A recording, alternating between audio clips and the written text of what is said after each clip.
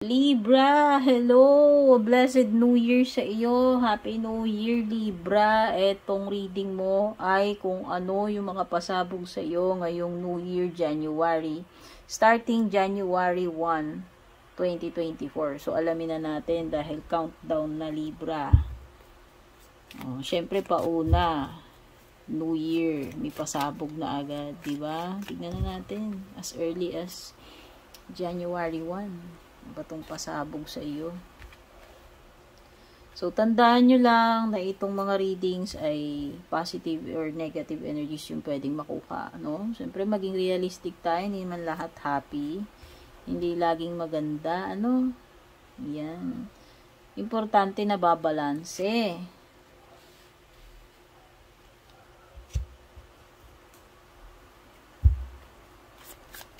Kung hindi ka pa nakaka-subscribe, Libra, sa aking YouTube, don't forget to subscribe. Like and follow na rin yung aking Facebook page. Doon ka mag-send ng private message kung magbubuka or mag-i-inquire ng personal reading. So, ayan. Abangan nyo na lang yung ano ko dito. Ito yung bagong deck ko. Panoorin nyo yung unboxing video ko nito sa aking YouTube channel. At babawi tayo ng mga free reading kapag nakaluwag-luwag na, no? So, bakasyon muna tayo. Family first muna. And me time muna. Recharge bago sumabak, o diba?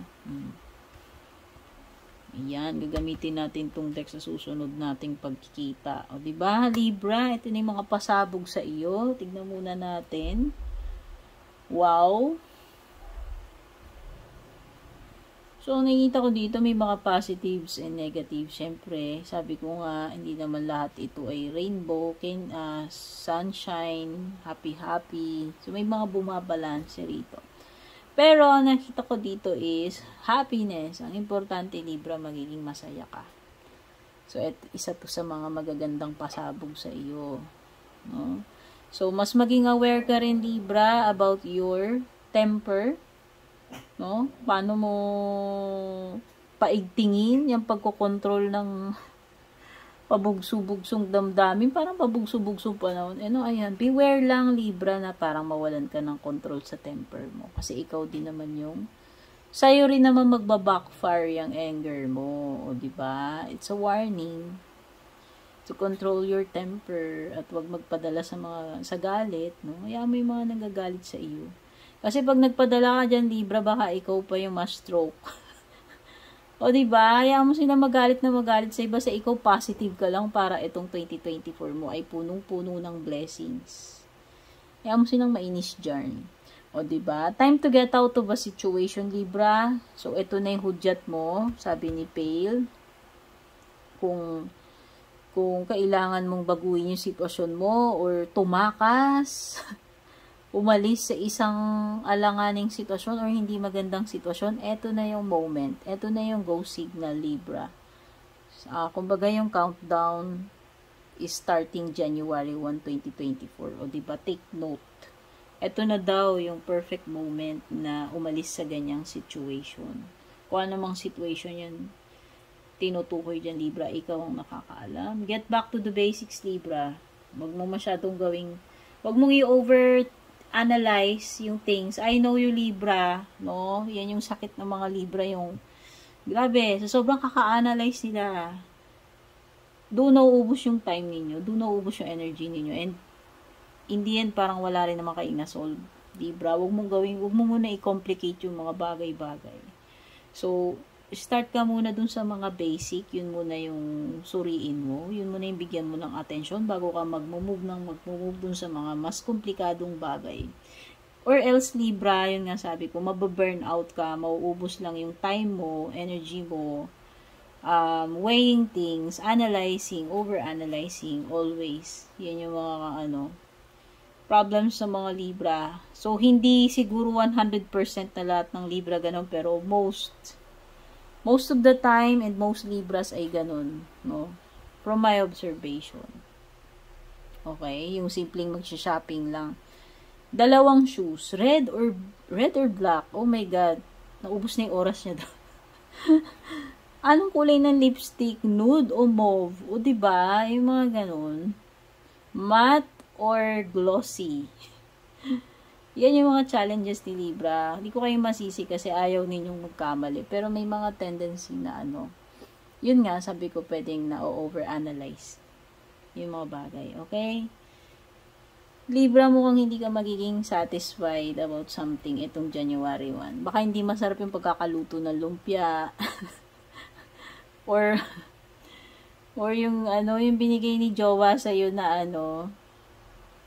na kwintas ay instead na yung ine-expect mo na 24K ay 18K lang. O diba? Hindi, joke lang. Basta merong something Libra na hindi ka makukontento or matutuwa 100%. Okay? Itong January, itong New Year, sabihin na natin. Merong 10 of Pentacles, Libra. Merong gold chest na naghihintay sa iyo dito, Libra. So, yan. So, sa tingin ko, pwedeng opportunity yan, swerte. Or, may nakalaan sa iyo talaga mga blessings. Kasi, alam mo, pag 10, parang nakalaan talaga sa iyo yan, eh. Parang pamana. Parang, ayan, iniwan ko yan sa iyo dyan, yung baul ng kayamanan na yan, para matagpuan mo yan, Libra. Parang yun. Kung hindi man material to, Libra, kung hindi to literal na pera, kayamanan na ipapamana sa'yo, kung ano mang legacy. Basta, this is something na pinadala dyan or iniwan dyan sa'yo for you na ma-discover mo. At para sa'yo talaga yan. This is something, Libra, na nakalaan para sa iyo. O, diba? May blessing ka matatanggap. Material man yan or hindi. Legacy. Pwedeng pamana, okay? Something na ipapasa talaga sa iyo. Ace of Cups, Libra, napakaganda dito in terms of relationship. You are blessed indeed. You have the Ace of Cups. So, pwedeng may gift kang marireceive. It could be a spiritual blessing or kung anumang blessing yung paparating sa iyo, basta may marireceive ka. Gift. May matatanggap ka. Okay? At napakaganda rito pagdating sa romance, pagdating sa partnerships, Libra. Friendship man yan, business, kajowaan, ang ganda. Ang ganda ng communication ninyo, ng energies ninyo nitong person na ito, na kayo ay swak na swak. So, ito, isa to sa magandang pasabog sa iyo. Ang dami naman pala magandang pasabog, Libra. Meron ding page dito. So, pwede may water sign, Cancer, Scorpio, Pisces. Okay. So, merong something concern about a child. Pwedeng may ganun. So, be careful. Lalo na yung mga anak nyo, yung mga baby pa, kung unwell. Yan. Pansinin nyo. Paslit man ito o malaki na to kung anak mo to, Libra. Excuse me. May something na na dapat bigyan mo ng attention. Okay? O yung iba dito, kung nagpa-plan kayo magka-baby, itong indication na baby on the way. Ayan. Okay. May marireceive ka definitely, Libra. Positive, good news, happy news na marireceive mo. Magiging very happy ka dyan kung ano may marireceive mo, yun. Sabi ko nga ito pa lang, sa Ace pa lang may marireceive ka na sa 10 of Pence, pati sa page. Okay, Libra, ang ganda ng mga pasabog mo dito, although hindi lahat maganda, pero mas marami yung magaganda. A blessed New Year sa iyo, Libra. Take care and kita-kits sa ating next reading.